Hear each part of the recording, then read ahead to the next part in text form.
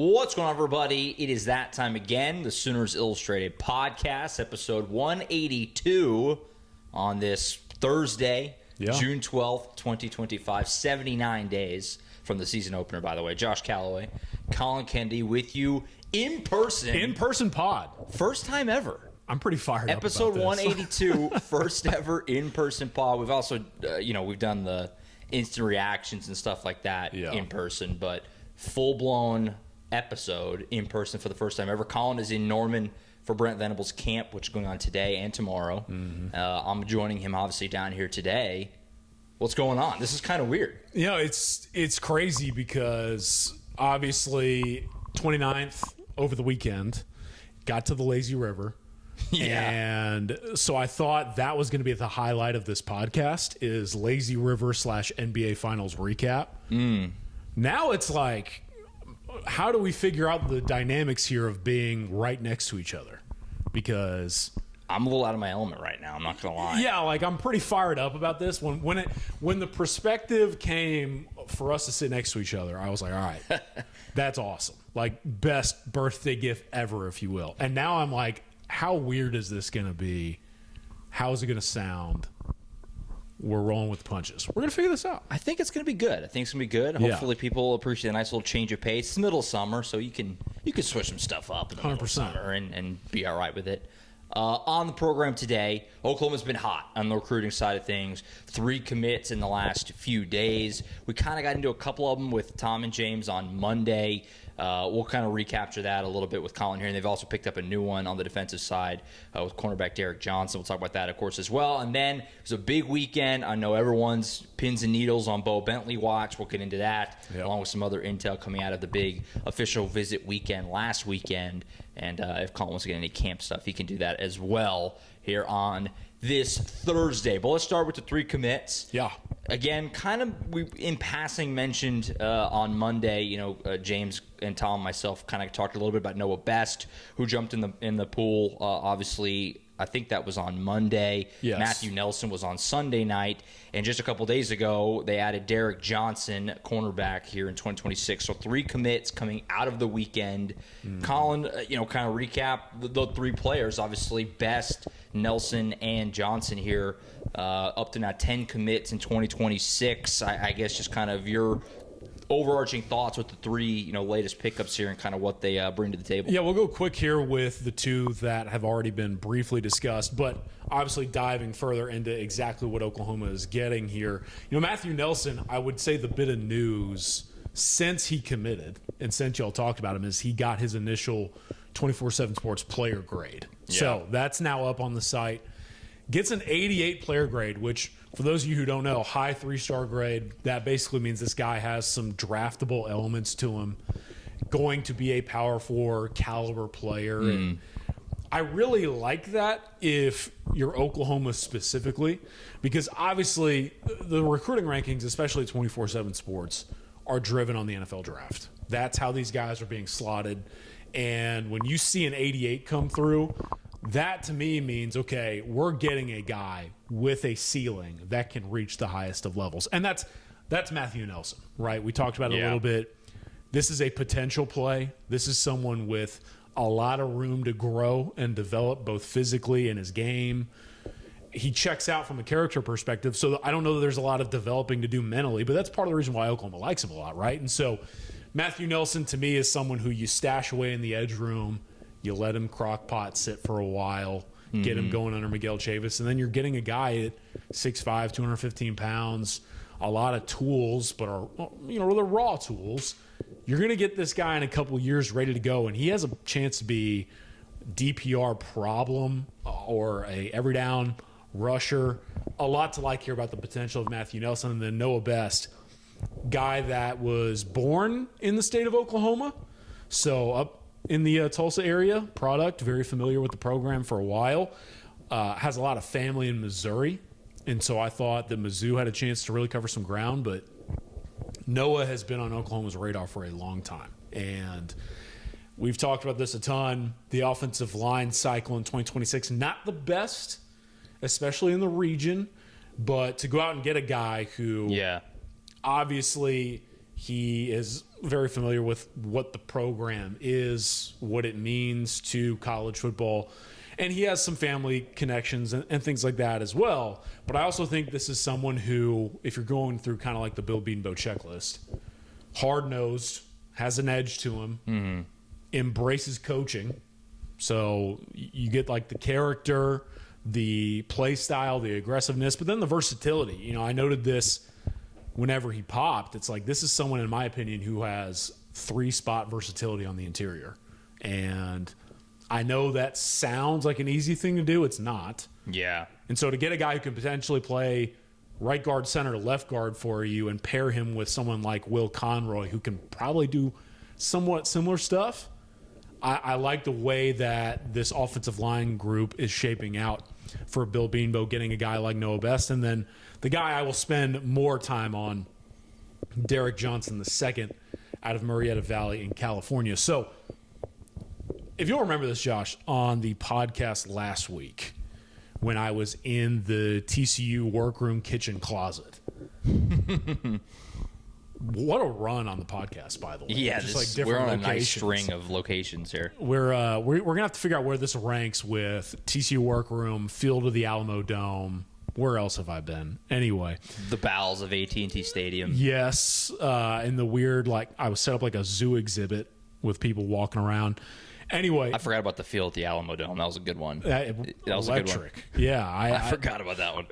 Derek Johnson II, though, electric take, in my opinion, because I said last week on the show, I don't really know who was going to be in the corner class in 2026. Right. And I'm going to be honest with you, I don't think a lot of people knew either.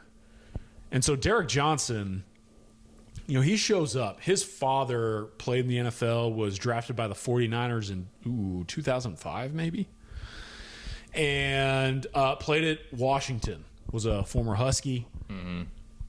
Josh, they visited Washington the weekend before the Oklahoma trip. And if you catch my drift here, I was told that visit went about as well as it could have gone. Yeah. Wink, wink. And then all of a sudden, Derek Johnson II shows up in Norman with his father who played for UW. You know, again, like that UW visit was potentially going to be the last one, if you will. And Oklahoma swings this one in its favor. And he's listed at 6'2", 170. Let's do the recruiting math, so probably more like 6'1". Yeah, right. But you watch him, you look at him, and it's like this is a toolsy, long, traitsy corner with multi-phase ability. You know, in high school he plays both offensively and defensively. You love two-way snaps. Someone who stands out on the track. Yeah. I mean, the multi-sport stuff is important, but track and field obviously tells you a lot about the player and the athlete. He's run several different events. I think that this is sneakily one of the best gets to this point for Oklahoma, considering the profile, but then also kind of the stakes, if you will. To go into the weekend, not necessarily knowing who you were the favorite for at corner and going up against a legacy dynamic at a program like Washington, it's a heck of a get. And what, 3 commits in 3 straight days? Mm-hmm. What a run for Oklahoma. Yeah, no, to go pull a guy here, you know, out of California, like you said, Washington legacy with Washington after him. It is an impressive win for Jay Valai and obviously this staff. You know, you kind of look at the guys they brought in now. So they're up to 10 commits. Mm-hmm. You kind of surveyed around. It's pretty evenly distributed around, you know, you're kind of touching a lot of bases here when you kind of look at the 10 guys they have. I mean, kind of just surveying real quick. A couple guys from Arkansas, a couple guys from Florida, a couple guys from California, Texas, obviously. Jaden O'Neal's considered in-state now, but obviously, you know, at one point a California guy. You know, you got a quarterback right now in O'Neal. We're going to talk about Bowe Bentley in a minute and that whole dynamic. But you've got some offense, got some defense.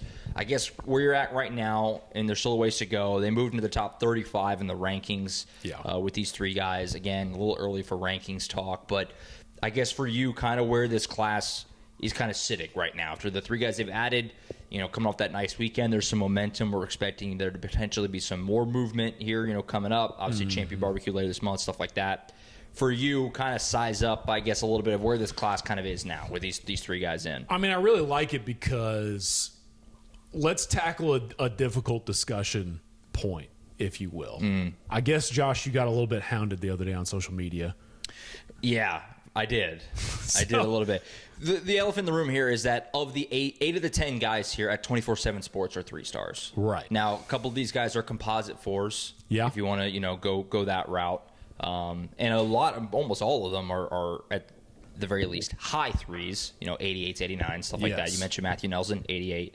So, yeah, I know OU fans are, you try not to get too bogged down in stars and, rankings and things like that. But, I admittedly so, I think there's a lot of fans out there that they want to see more 4 and 5s, right? I mean, at the end of the day, the teams that had the highest blue chip ratios are typically the teams that are competing for titles, right? Right. So, that's something that is definitely sticking out for fans a little bit right now. So here's where I want to go with this.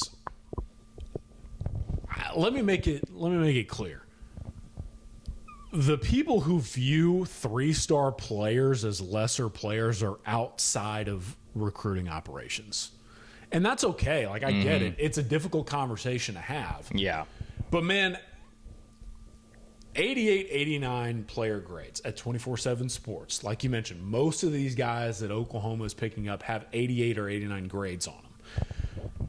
I want to read 2 little blurbs here real quick. At 24/7 Sports, the definitions, in a sense, for 89s and 88s. An 89, this grade should be valued as much as a 4-star 90. And opinions are likely split as to whether or not that prospect should have a 4th star.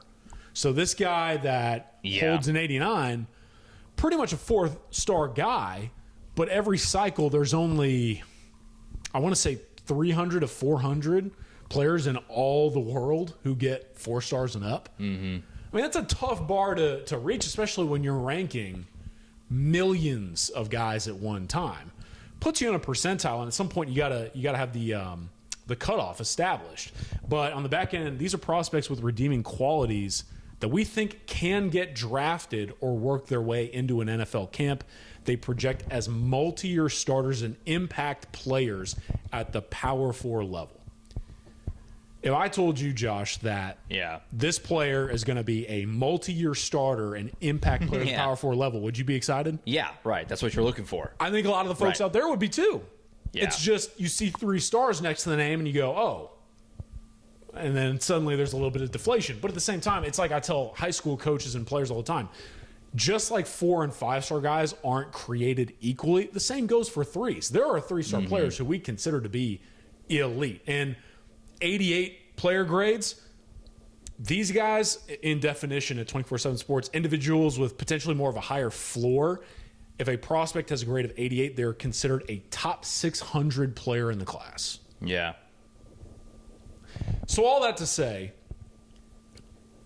these college operations, y'all, they don't care about the star rankings. They don't, and that's okay, because our job, like I said, is to project them long term at the collegiate level and into the NFL, which is the compass for us. What I guess I'm trying to say here is that 3-star guys not only are going to make up the majority of every cycle, because there's only a select few guys every class that get that 4th and 5th star. Yeah. So you're just going to have more 3 and 4-star guys by nature. But these 3-star guys are very good players, especially at the college level. And these recruiting operations, their job is to find guys who can help them win. It, as wild as it is to say, it doesn't really matter about the NFL level. You got to go win games, keep your fans happy, and keep your jobs. 3 stars do that for you.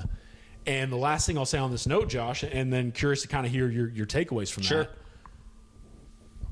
Where we're at currently, and I think I've touched on this a little bit, a lot of the elite players, the highest of high-level players, just aren't making decisions right now. And sure, you've got a few guys out there that are committed towards the top of the top 247, but a lot of these guys that are highly ranked, now more than ever before, are taking official visits with negotiations in mind. They're going on these visits with agents now, which any agent worth a damn is not going to let them make a spur-of-the-moment decision without having all the facts and figures. And from there, like, because of that dynamic then leads to more elite players taking more time and going further down the line. Right. And so they're not making pledges currently. And so that factors in here too. Like, most of the 3-star guys are the ones making decisions because the 4 and 5s are being advised not to. So that's kind of my breakdown of the whole 3-star majority thing. And hopefully that makes sense to everyone out there, because I do think, again, like, recruiting is such a nuanced conversation, and now more than ever before, there are a lot of layers to these situations. For sure. No, that was all very well said, and hopefully, fans can get a little better idea, because, like you said, it's not that stars don't matter. Right. They do. If you're a 4-star player, typically you're pretty good. Obviously, I mean, the expectation is that you're going to be an NFL player, and obviously, certainly 5-star kind of speaks for itself. There's only a handful of those in a class. 32. 32 to be exact. Right, first-round draft picks. Yeah. But like you said, you have to kind of toe that line. First off, Jim Nagy and this front office staff, I got that a lot the last couple of days. Like, they know better than we know, right? Right. Again, nobody is saying that a 3-star player is not a good player. You just read what the criteria is at 24/7 Sports for a 3-star player. It's the expectation is a multi-year starter at the Power 4 level and a potential, like, draftable NFL player. Yeah, that's what a 3-star player is. It's pretty good. So, we've got a little too bogged into that narrative. I think Texas fans have infected OU a little bit of the 3-star U. They're going to get you. Well, I think, like, it's triggering the fan base a little bit. And OU fans are smart, and OU fans are very plugged in to recruiting and everything that's going on, so they're very aware of, like, the narratives that are around them. I'm not saying you want an entire class of 3-stars. Okay, you want to get those elite, typically can't miss on paper. And again, some guys do miss, right? There's been plenty of 5-stars that haven't panned out, plenty of 4s that haven't panned out, plenty of 3s who have turned out to be, NFL first-round picks or whatever, right? Yeah. So, it's a toe that line thing. I like these players, and again, I mentioned it. I hope that there's some appreciation for the fact that, like, Will Conroy and Noah Best are 89s. Okay, they're 3s. Ja'Cory Smith is a 90. Okay, you're talking about a very marginal difference in their rating, but Ja'Cory Smith's a 4-star, and these guys are 3s. Everyone's real fired up for Ja'Cory Smith, and rightfully so. He's a really good player. Yeah. But, like, the difference is not that large, obviously, in the way that our eval, our scouting department, sees them. And I, happen to think that, I guess I'm biased, but I happen to think that our scouting department is really, really good, right? And so, it'll be fine. It'll be okay. There's a lot of really talented players here. I think almost you can make an argument for all 10 guys that have committed.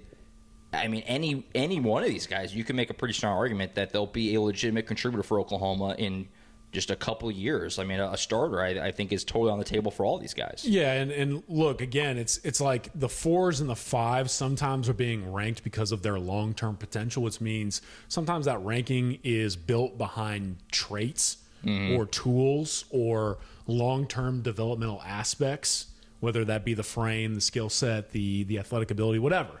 And so, like, a 91 player grade might be because that player has a ridiculous build or athletic ability, but he's not necessarily all that polished. Again, like I mentioned earlier, like 88 3-stars are considered typically guys with very high floors, like guys that are very safe bets to go make an impact at the collegiate level. And that's what matters to Oklahoma. And by the way, like, again, there's way more 3-stars out there than 4s and 5s. And so, last thing I'll say, if you're out there curious and you want to learn more about this stuff, all you got to do is Google it. Like, the stuff that I just read, Google 24/7 Sports rankings, how they work. And there is an article by us literally laying out everything. And I think that the more fans learn about this stuff, the more sane conversations we can all have together. Yeah. And that should be the goal. Yeah. Right? 100%. So I mentioned it, and obviously we'll get into kind of what's next, right? And we're going to talk about Bowe Bentley in just a minute. But I'm sure you saw the other day, Oklahoma officially announced their front office. And we mentioned Jim Nagy kind of briefly. 7-man front office. It's like an NFL team, which we knew going in that was the approach. I think they maybe even said as such for Oklahoma. They want to build an NFL-style front office. You've been at these camps. You're seeing this first class being put together. I just, not to put you on the spot, but just this front office that Oklahoma's put together, I guess just kind of your thoughts here as they're going through the first offseason, they're putting together the first class, they're been at these camps. Jim Nagy has a legitimate, 6-7 guys beneath him. Oklahoma's kind of on the cutting edge here. I don't know a lot of schools that have. Obviously, general manager is not a new concept that's been around, but this full just fleet of guys beneath him is kind of wild to see. OU is like really embracing this new age. Yeah. Right? I mean. And it comes down to, I said this the other day, and it was one of my primary takeaways. It comes down to maximizing the roster because building off of what I mentioned earlier, these scouting departments and personnel departments and these coaching staffs at the collegiate level, they really do not care about the star rankings. It's about their boards, their evals, and again, betting on the guys who are going to go win games for the fans and keep their jobs. Right. When you're talking about roster maximization, for lack of a better term, like part of the reason why Oklahoma goes out and not only hires 7 people in the front office, but a general manager plus 2 assistant general managers, a director of player retention, college scouting, high school scouting. Like, these guys are trying to find maybe the 3-star players who have a higher ceiling or more long-term potential at the collegiate level so that they can ensure the fact that they're getting out and going guys who can win games, going out and getting guys that are going to stick around, and going out and getting guys that make sense in an era where we're entering the salary cap. And you've got 2 assistant GMs on staff now to help general manager Jim Nagy negotiate and navigate the salary cap and work in the new NIL stuff. And, you know, that's a whole other rabbit hole for a whole other day. But these colleges are going to have to start being a little bit more calculated in, like, slotting these guys based on salary because schools are paying them. And so we had someone on the VIP chat ask me, like, is this a indictment on the way the program has operated to this point? Actually, quite the opposite. It's investing into going out and finding the players that can win at Oklahoma, are going to stick around to win at Oklahoma, and usually that's going to be the 3s or whoever else because they're going to develop, they're going to build, and they're going to be really darn good football players for a lack of a better term, again, the right price. Yeah. And that's not just an Oklahoma thing. That's an across-the-board thing here, folks, in all of college football. And for Oklahoma to invest that much money into getting ahead of that, like you mentioned, with this off-field staff, I tip my cap to them. And like I said last week, you're already kind of seeing their impact pay off in the program. No doubt. The 7-team front office, so you have Jim Nagy. He's your general manager. He's running the show. It's 6 guys beneath him. Lake Dawson, senior assistant GM. Taylor Redd is the assistant GM. Drew Hill's director of scouting. Cale Pearson, the director of high school scouting. Stacy Ford, director of player personnel and retainment. And then Charlie Parkinson, the assistant director of college scouting. That is crazy to have that. I mean, that is Oklahoma flexing their muscles. And, you know, this offseason, you know, it's kind of been a theme, and you hate to get, you know, too crazy here, but this offseason, from what Joe Castiglione and Joe Harris and just Oklahoma in general, it's been very aggressive to right the ship. I mean, they have done so many things. I mean, being aggressive in the portal, getting the money they needed to land the top quarterback in John Matera. You go hire Ben Arbuckle. They ran on Jim Knowles. Like, Jay Knott, they go bring him in. Like, this front office staff, to hire Jim Nagy. Like, Oklahoma has clearly this offseason taken a very aggressive approach to, like, we can't be winning 6 games. Like, it's, and I think you want that if you're a fan, right? And it's been very interesting too, and Jim Nagy said as much in the kind of the release the other day, the buy-in from Brent Venables and his staff, because, you know, whenever Brent was hired, obviously it was almost unanimously approved. I mean, fans loved the hire, but if there was one drawback or one concern, I think for most would be Venables a little bit of an old school guy. Is he going to be able to adjust to the new era? Is he going to use the portal? Is he going to be okay with NIL? Like, is, you know, and it's hard not to say I mean, at this point, obviously going to year 4, he knows he needs to win, but he feels like he has been very flexible there, which is exciting. Well, and it's also like it's building for the future. Obviously, a lot of it is righting the ship, but a lot of these off-field staffers were hired to make sure, and this is the key point I want to hammer home, that Oklahoma football from here on out is operating efficiently and effectively in the new era of college sports. And, you know, just today, Jim Nagy put out a graphic between Taylor Redd, Lake Dawson, and Jim Nagy alone, so just 3 of the 7. They've got 60 years of college football experience, 67 years in the NFL, 9 Super Bowl appearances, 36 bowl games, 18 bowl game wins, and 5 Super Bowl wins. So, like, these guys get it. Yeah. And how do you get to the highest levels, especially in the NFL? You're operating efficiently, effectively, and in a forward-thinking manner. Mm-hmm. Contracts, whatever else. And that's what's coming to college football. And so that, to me, is the primary takeaway is, like, these guys are out there, and they've been hired and they've been brought on to ensure the fact that Oklahoma, if they're taking these 3-star guys to make it a full circle moment, if they're taking these 3-star guys, it is the player that checks out. It's the future that checks out. They fit into the outlook of the program, and they're going to be there under the right outlook, both on the field and off the field, if that makes sense. And these guys are very well equipped to do so. Yeah, if this group of guys can't put together a roster at Oklahoma capable of competing for championships, then I don't even know. I mean, I'd be shocked if they didn't. Well, and Jim Nagy said the same. You know? So yeah, no doubt. And so obviously, it certainly feels like, certainly this year, but especially in the years ahead, Brent Venables is going to have everything he needs to win at a high level. And, obviously he knows he needs to. He needs to, right away have 2 losing seasons of his first 3 years. So huge year coming up, but Oklahoma looks as set up really as possible to be right there in this new era, modern college football. A big part of that, Josh, is new offensive coordinator Ben Arbuckle, who has had a few busy, big days over the last week or so. Yeah, I would say so. Let's talk about Bowe Bentley. Let's do it. So obviously everyone's on pins and needles here. It's the top storyline of Oklahoma recruiting right now by far. Obviously, Jaden O'Neal's still committed.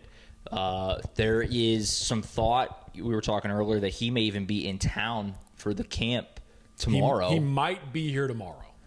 So if you're out there and you're looking for something to do, scrolling social media on a Friday at work, keep an eye peeled that afternoon tomorrow, because there's a rumor flying around he may show up and work out in front of Arbuckle and the rest of the staff, which adds a whole other layer to what we're getting ready to talk about.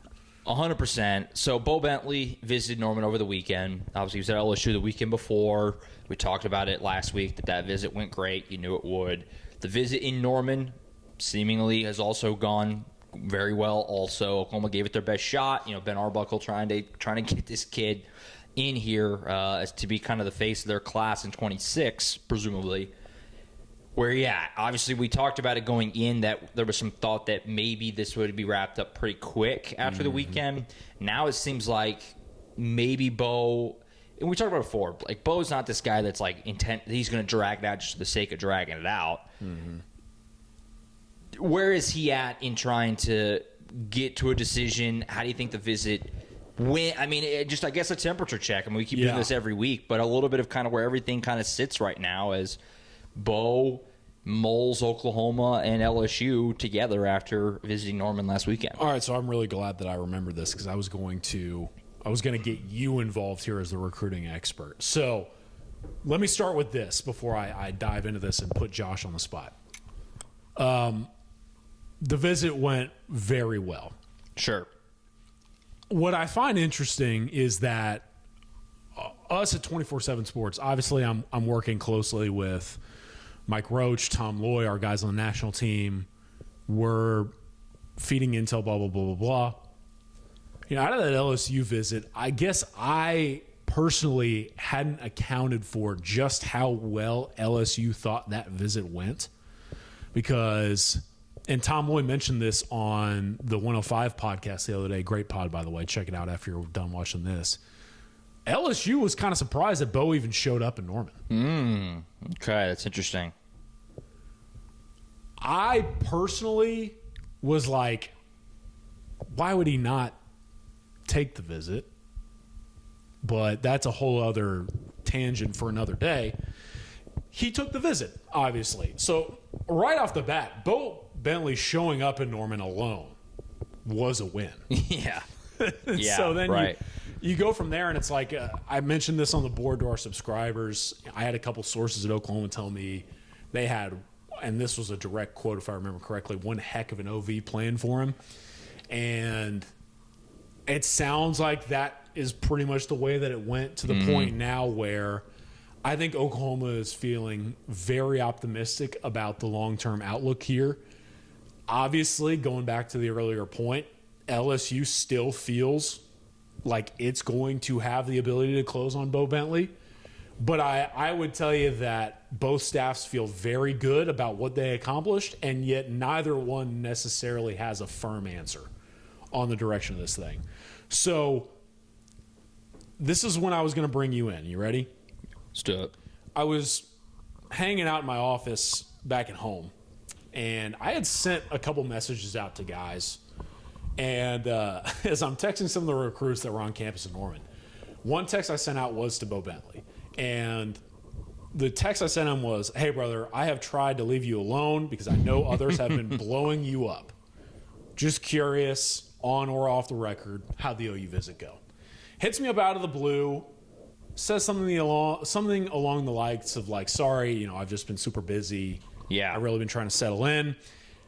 A little bit after that, Josh, here's where you come into play. Bentley sends a text to me, and I'm going to assume, based on what social media told me, 80 other reporters in press release fashion. I personally kind of laughed at that because I was like, next time you can just put us in a group message. Yeah. You know what I mean? Save yourself some copy pasting. Here's the text that a lot of us reporters in the recruiting sphere got from Bowe Bentley. I'm going to read this to you, Josh, and you tell me your takeaway. You ready for this? Yeah. Through this process, I've tried my hardest to focus on what is right ahead of me. When I go on a visit, I focus on that school and those people as much as possible. I block out talking to the other school when I'm on a visit. Visits are a lot to take in, and you have to come off the high when you come home to really think about everything you learned on that trip. They both did a great job. There was some differences between the two, and I like thinking more about those differences after I get home for a couple of days. Both schools have laid out very clear plans for how I fit in the future. They're great staffs who have helped me and my family understand how I can win a championship and keep growing and developing as a player. Really appreciate all the time coaches and their families and those teams have put into getting to know me and my family. It's been really cool. Right now, I'm letting it all sink in, and specifically this week, getting focused on going to do my best at the Elite 11 next week. Your thoughts and takeaways out of that text? Yeah, I think most people would probably say that sounds like a guy who hasn't really made up his mind, in that he's almost kicking the can down the road a little bit. Like, okay, actually, this is a tougher decision than maybe, I don't want to speak for him, and only he could say. Sure. Going into the visits, if he had a little bit of a lean, right? Like, I think I'm going to place X more or whatever, or this staff, after visiting. But it seems like coming out of that, he maybe is whichever team maybe had a slight, not lead, the opposite of a lead is, trailing, maybe close the gap a little bit after these 2 weekends, and now it's kind of the fact that he's saying I'm on to Elite 11 a little bit, maybe kind of elongates the timeline 100%. A little bit. Yeah, that was one of my primary takeaways. Was okay, we're not getting a decision until after the Elite 11. Yeah, and I wonder how much of it is to just curious. Do you think there's any chance this could bleed all the way into the season? Because I would have to think that there's a lot of Oklahoma's a hard place to commit to right now for a quarterback because it's a new offense. Last year was a complete disaster.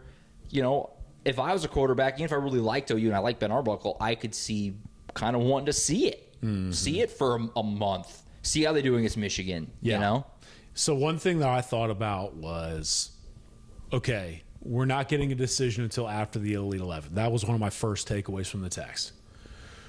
My subsequent question was, when does that decision come? Right after the Elite 11? Or are we really dragging this thing out? I think both staffs are going to want an answer soon.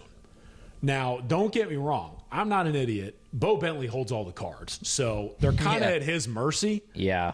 But regardless, you have to think that not only do both schools prefer him to get something done relatively quickly, I still think that Bowe would like to have an answer whenever that moment of clarity comes in the next couple of weeks. So this is what came to mind for me. You tell me if this makes sense. I think we're going to hear from Bowe Bentley on where he's going after the Elite 11 shortly before that last official visit weekend of June.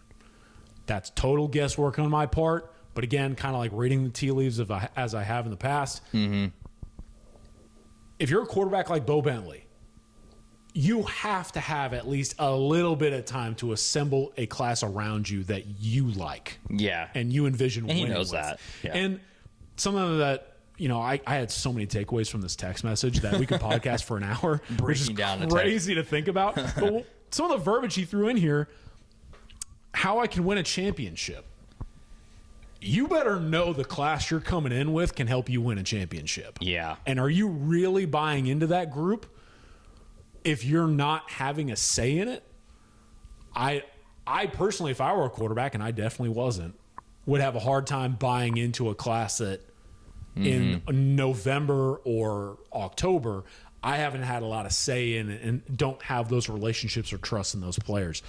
So I think next couple weeks, Bowe Bentley makes his decision.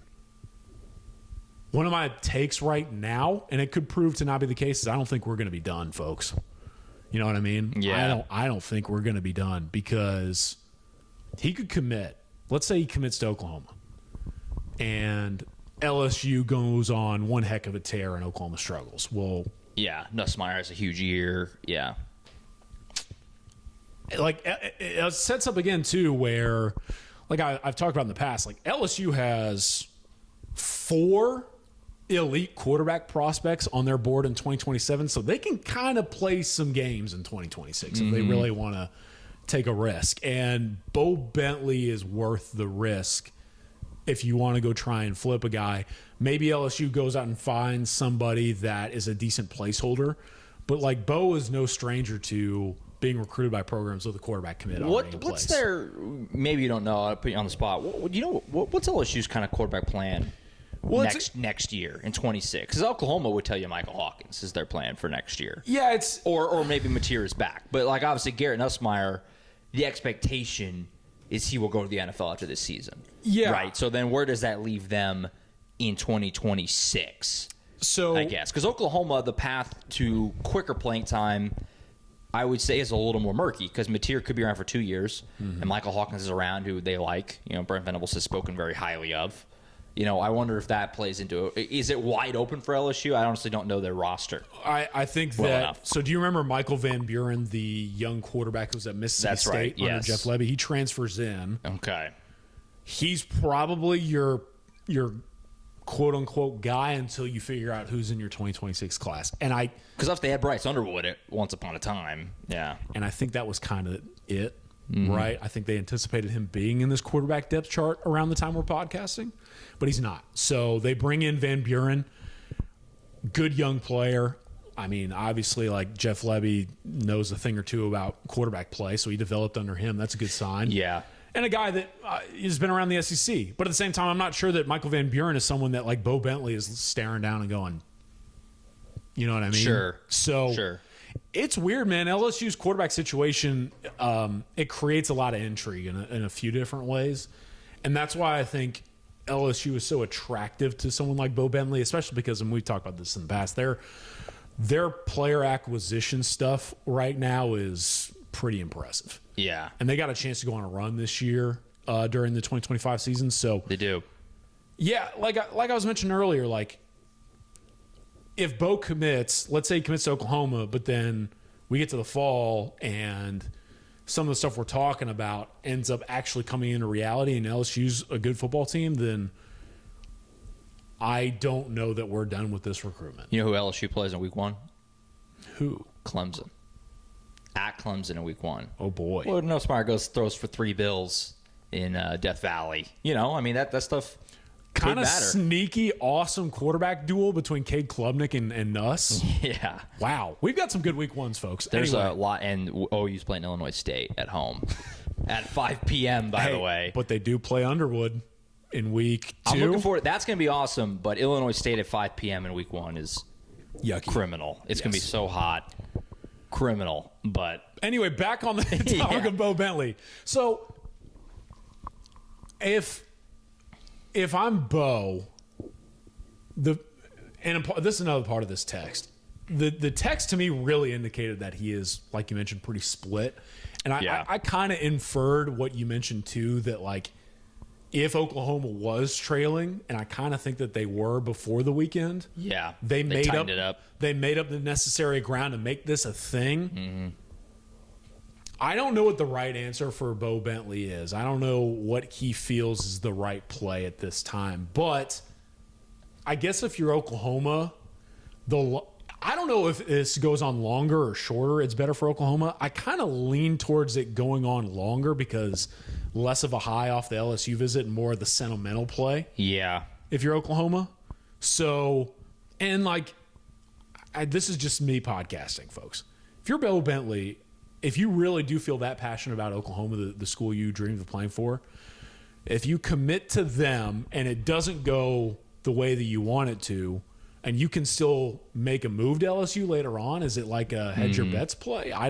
Again, we're just speculating here, but like the more factual side, I would say, is that this is now very much a difficult race, a very difficult decision for Bowe Bentley to make. And I think if you're Oklahoma, that's really all you can ask for at this stage. How involved, from your understanding, is John Mateer in this? Very. Yeah. Very. Now, when I say very, it's like, sure, they talk a lot. Yeah, like they're close, right? What I will tell you that I don't know, which doesn't hurt. I will tell you what I don't know. I don't know how involved Garrett Nussmeier is. Yeah, I think he's very involved. Like it's interesting because both Nuss and Mateer are Dallas-Fort Worth guys, and I think that Bowe relates to that. I think they're both very personable, outgoing, and likable human beings, Nuss and Mateer. I think Bowe appreciates that. And obviously, like Joe Sloan and Ben Arbuckle are the two leading the charge on the coaching front. Nuss and Mateer are both known as very high IQ, knowledgeable quarterbacks. And I know that Bowe has been specifically asking Mateer a lot about what it's like to play at the next level, how these offenses look, and things like that. So Mateer is a big deal, and like it's funny because obviously the player comparison at 247sports.com for Bowe Bentley is John Mateer. Right. So like Mateer's a very, very big presence in this recruitment, in my opinion. And I think that helps Oklahoma as much as anything else right now. It does. And Mateer, obviously, we kind of talked about over the course of the spring. Obviously, Mateer and Ben Arbuckle are close. I mean, obviously, they have each other's back a little bit. Mm-hmm. So you would think there'd be an investment there from Mateer to help Ben Arbuckle get his guy, right? And so that's an interesting layer. And again, we don't know exactly to what extent Garrett Nussmeier is helping, if any. Yeah. But John Mateer, because I mean, even just as simple as Mateer took his visit photos, and John Mateer's in the photo with him. I mean, clearly there's somewhat of a relationship there, and you said that they're pretty close, and obviously Bentley comps of being like Mateer and from a player standpoint, so it doesn't hurt. It's my understanding that like on the first unofficial visit that Bentley took, whenever he got the offer, Mateer was from the jump involved. Yeah. So they hung out on one of the unofficial visits. And Mateer could be back next season for Bentley to play with. Learn from. And I would think that's an attractive thing. And again, I think Garrett Nussmeier is probably very heavily involved. I just haven't asked around a lot because we've got enough. I don't know what kind of guy Garrett Nussmeier is. He's very personable. I've never covered him. He's very personable, kind of an alpha dog. Yeah, because we know Mateer is like that Johnny teammate guy. Yeah, like everyone loves him type of guy. I think that just in my very short experience being around the two. Garrett Nussmeier went to my high school in DFW, Marcus.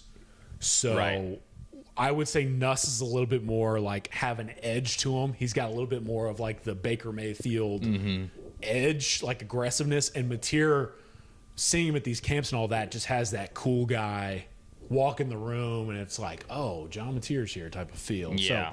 So, it's an interesting dynamic because the opportunity to learn from both of them right now probably has some benefits in different ways. You know what I mean? Like you said, there are differences between the schools. I would assume there are differences between the two quarterbacks that are recruiting him. Yeah. You know what I mean? It's weird. Because it really feels like Oklahoma and LSU are – there's obviously some similarities in why Bowe would be interested in both, but they also feel like they're kind of really different in a lot of ways too, which is probably what makes it hard because he's like there's not a ton of overlap, so he really has to kind of fork in the road here. Right. So it's going to be interesting. We continue to remain plugged into Bowe Bentley sweepstakes. It's the storyline right now, and who knows how much longer it goes, but we'll stay on it as long as it does. Before we go here, because we want to get back to campus stuff, maybe grab some lunch, CK and I. Other visit stuff. I mean, obviously the Bentley thing is the headliner. That was the big storyline. We talked about they already got 3 commits off of the weekend as it is. We talked about it at the top of the show. But other stuff, I mean, there's other guys, obviously, that we talked about going in that were of intrigue to you, and you feel like Oklahoma made a lot of progress with. Obviously, there's a ton of intel over Sooners Illustrated. You had a very in-depth, I think it was maybe Sunday night or Monday, kind of just basically going through almost every guy. But some other names that you think Oklahoma really made some nice movement with from last weekend. Yeah, I want to address right off the top real quick. Tavian Branch goes to Rutgers. That's right. Yeah, yesterday. So I think I had gotten some intel very shortly after his official visit in Norman that may not happen. Now, I'll be real with y'all. I thought that maybe there were a couple of other names out there who could potentially join some of the other commits. And so I was like, oh, man, they might go on a run of 5 straight days of getting a commit. Right. Obviously, I think Tavian Branch, or Tavion, I guess is how you say it, was a potential guy to land in that class. But I just think in the end the kid wanted to go to Rutgers really bad. And I had kind of been hinted at that became pretty apparent whenever he left the OV and traveled out. And so, if you're Oklahoma or if you're an Oklahoma fan out there, and you feel a little bit concerned about losing on Tavion Branch to Rutgers, I would tell you firmly it's not a big deal because I think Oklahoma's in a pretty solid spot with some other defensive tackles right now. Yeah. Elijah Golden is one. I'm not sitting here telling you that they lead, and he's got a couple of big OVs coming up. Sure. But I heard that they did some really good stuff with him. Kind of scrolling through the list, I'll go rapid fire here. Davian Gross, I thought they did what they needed to do. His whole mom side of the family, including mom, OU people. Mom came on the visit with him. They got Davian and his mom around a lot of the OU greats. I put in the notebook that some of the standout wide receivers of old at Oklahoma stopped by to help out. Davian Gross was definitely the center of attention for guys like Mark Clayton, Ryan Broyles, Dede Westbrook. Yeah. Pretty cool. Jaden Pettit out of Florida. More of the same, another wide receiver who I think Oklahoma did what they needed to do. I kind of think Oklahoma might sneakily be in the leader spot for Jaden Pettit. I out of the weekend, I thought one of my primary takeaways was, man, they might end up being in closing territory for Jaden Pettit. And I think Davian Gross, I think the text he sent to me was I was honestly pretty surprised about my visit experience, which tells you something. Yeah. Danny Odom's the other corner that was on campus. There was a lot of positive feedback coming out of the trip on this one. He is either at Auburn as we're recording or finishing up that visit. I really like where they're at with him. Tyler Ruxer, the tight end. I think they're the leader. And he's going to make a decision in July. I think Oklahoma, he's still got a few more trips, but, man, they're in a good spot with Tyler Ruxer. And if you can somehow find a way to get him when it's all said and done and pair him with Ryder Mix, I quietly love that tight end class. I was going to say, there's a lot's made about the tight ends, right? And Joe John Finley's not a real popular guy with the fan base right now, and I get that. But Ruxer Mix, nice little duo there in 26. That's a couple of guys that you're feeling like that room gets immediately upgraded probably next year. I mean, that room is wide open for someone to jump in there and do something. 100%. And kind of building off of something, too, that I want to mention with Jaden Pettit, one of my primary takeaways from the weekend was the entire staff really got involved in recruiting other players regardless of the side of the ball. I put out a story last night, quotes from Jaden Pettit, and he said that Emmett Jones, obviously, Ben Arbuckle, obviously, but he was like, Jay Valai is my guy. That's a wide receiver saying the corners coach is his guy. Yeah, right. Said Todd Bates was around his visit. And then I think Tyler Ruxer is someone that a lot of the Oklahoma staff members are around and hovering, along with obviously Joe John Finley, who's leading the charge. Moving right along here, Deacon Schmidt, the offensive tackle, dropped a top 3 list just before we hopped on the show. I believe he is now making his decision on June 28th. So commitment date released as well. A little bit of news here for you on the pod.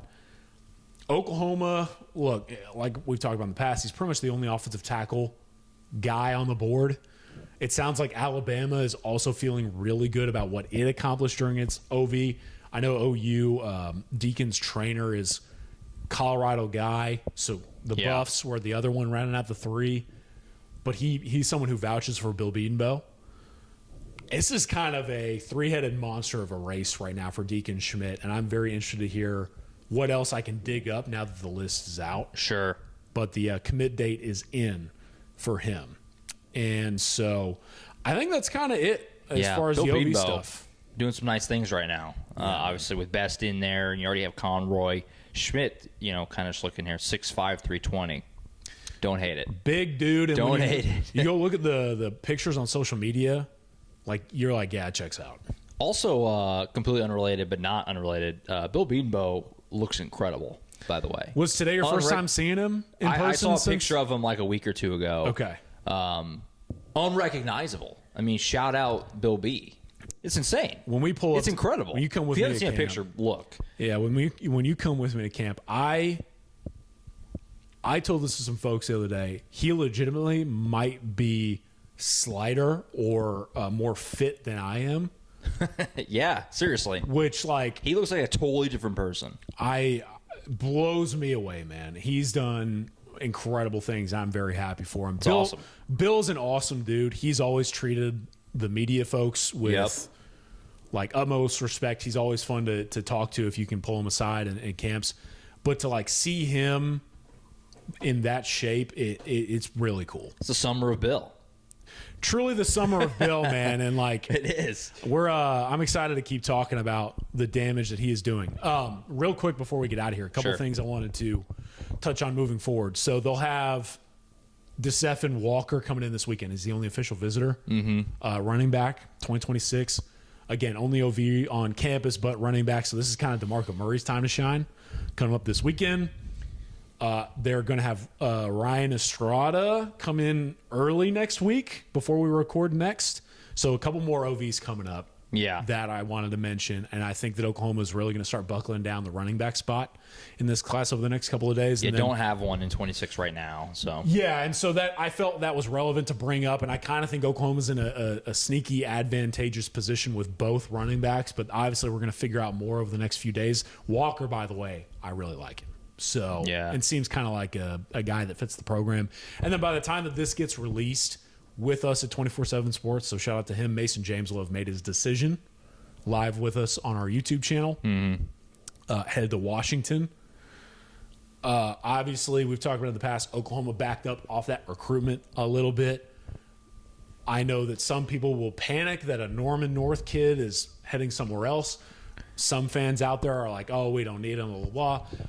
I just wanted to say, number one, I'm happy for Mason James. He's an awesome kid. Sure.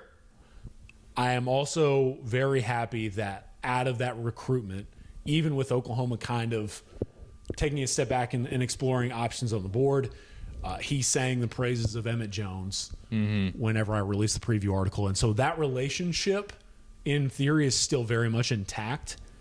And you never know with this stuff. So for sure. Even in short-term recruiting, obviously, but long-term stuff, just want people to know that, the Norman North guy's going to be headed west by the time that this episode drops. But Oklahoma did a great job of ensuring the fact that, the hometown team is still kind of his hometown team for whatever may come next. Yeah, no, I mean, you get a couple years down the road, for whatever reason, Mason decides he wants to look around again. Yeah. I would think Oklahoma would be right back in and the that's mix. Important. Yeah. We're not talking about enough in these days and ages of recruiting of the importance of, for a lack of a better phrase, finishing second. Yeah. No, 100%. So I think that's everything. It's good to do an in-person pod. I think we covered a ton of ground. This is a little bit of a longer show. I think it probably would have been another 20 minutes longer if we were not in person. It just flows. We could have podcasted for an hour on the Bowe Bentley text. Just the text alone, analyzing every sentence, every word choice. No, it's cool. It's that text. It's I always get excited whenever, like when we did the instant analysis together, and then now sitting here doing the pod in person. Yeah, takes me back to the days of when we were in college here at Oklahoma. Yeah, especially in Norman, doing this in Norman today. And we used to do this kind of stuff after games and all that. It's good to be back. No, 100%. Covered a lot of ground. Be back next week, probably on Monday with Tom and James, recapping some other football stuff. Anything else to get into, Diamond Sports, whatever else, hoops. As always, and be back with this guy, obviously, later next week. Champion Barbecue Week. Next week. Buckle up, folks. We're moving through it. The summer's kind of moving already. We're already mid-June here. I'm a little scared. Because that means decision season is coming. Oh, yeah. Oh, boy. 4th of July. Remember when the 4th of July, you could just be like 10 guys would commit? If you are an bit. Oklahoma target out there and you're watching the show, don't do it. Do not commit on 4th of July. Was it like 2021 maybe? There was one 4th of July where I think you got like 5 or 6 guys. It was before I was 24/7. One of my first few years, it was kind of rough. At 24/7 was when Caleb Williams and Latrell McCutcheon popped on the 4th of July the same day, and I was in D.C. doing Caleb's live commitment. Oh yeah. I don't miss those days at all. So please, no 4th of July's this year. I'm glad we moved away from that being. For a while, it seemed like this was just going to be the norm. Like this is just going to be a big recruiting day. I feel like that softened a little. I've seen a couple of announcements out there of being like, "Yeah, I'm going to commit on 4th of July," and I just laugh at the reporters on the other beats because it's not my misery until it is. You want to just be doing nothing, or just wasting away. Basically, 100%. Yeah. 100%. I don't want to be doing a damn thing outside of enjoying maybe an adult beverage. Let's say what you did at the Lazy River, pre-replicable to a ideal 4th of July. By the way, folks, if you're out there and you're curious, I highly recommend the Lazy River at the Rough Riders ballpark. It was in the outfield, right? Right I've never field. been to that ballpark. I always wanted to get it's on it. It's incredible. Now, again, I've stared down the Lazy River for years. Never got in. I had a blast. It was so much fun. If you're out there, and by the way, they let kids in on Sunday, so you need a family thing to do. Go tire the kids out in right field. Father's Day coming up on Sunday. Yeah. So there you go. Father's Day plans if they're at home. Happy Father's Day. Happy Father's Day. Thank you. First Father's Day. That's wild. Yeah. We're just like reminiscing over the college days, and you're a dad. Yeah. Wow. Time flies. I think that's it. Be back next week with Tom and James, and obviously Collin and I will be with you on the recruiting side later next week. Keep an eye out for any Bowe Bentley news. We said it. If Bowe makes a decision, we will probably hop on for a quick instant reaction one way or another, probably either way. And so keep an eye out for that if that does pop before we talk to you next. That's it for now. For Collin Kennedy, I'm Josh Callaway, signing off. See you next time right back here, as always, on Sooners Illustrated.